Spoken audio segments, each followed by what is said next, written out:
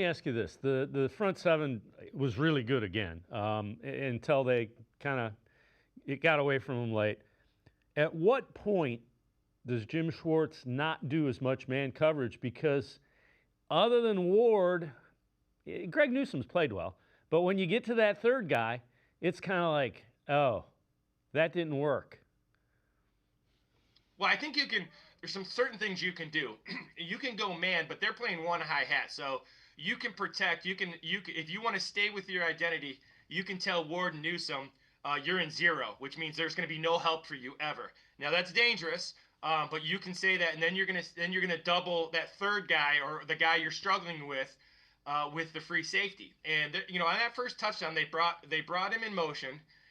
He ran a corner route, but he can't get beat outside when your help is inside with that free safety. So he got beat by alignment there. So he's got to know where his help is. The other thing you can do is you can play a little bit more zone, and you can play a one hi hat zone, cover three, show man, maybe bail a little bit more. But Jim Schwartz is a guy that likes to stay with his identity. So I expect him to stay in man, but maybe help a little bit more on the guys who need help. Obviously, Mitchell's going to need some help. But instead of just saying, instead of beating your head in the ground saying you got to do it, maybe he can't do it, and you got to help him a little bit. And if that's the guy you're going to play, then you got to as a coach, you got to say, you know what, I'm going to help him, and I'm going to tell Newsome and Ward you're on your own.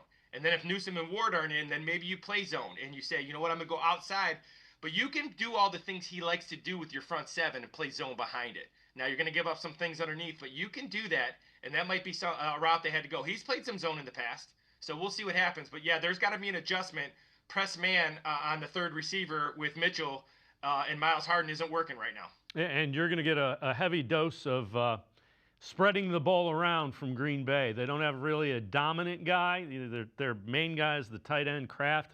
But they got a lot of guys that'll catch 2-3 balls a game, like their entire receiving core. Well, yeah, he does. LaFleur does a great job. Actually, I started breaking down film on them last night, and through the first two games, they scored 27 points in both games. And you said it best. They're the best. They have great balance, and what they do on offense is very similar to what the Browns did in 23 with the balance, with the run game, with Jacobs trying to create balance, power run game, take some shots over the top.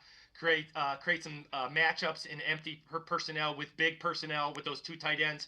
So when the Browns are rolling, and when Kevin Stefanski's very good on offense, like if you look back to 23 when Flacco was really rolling, this is what you're going to see a lot of with the Packers this week. They do a good job of spreading the ball out, balance on offense. And remember, balance isn't 50-50 run pass. Balance is doing what you need to do in certain situations because you've won on first down.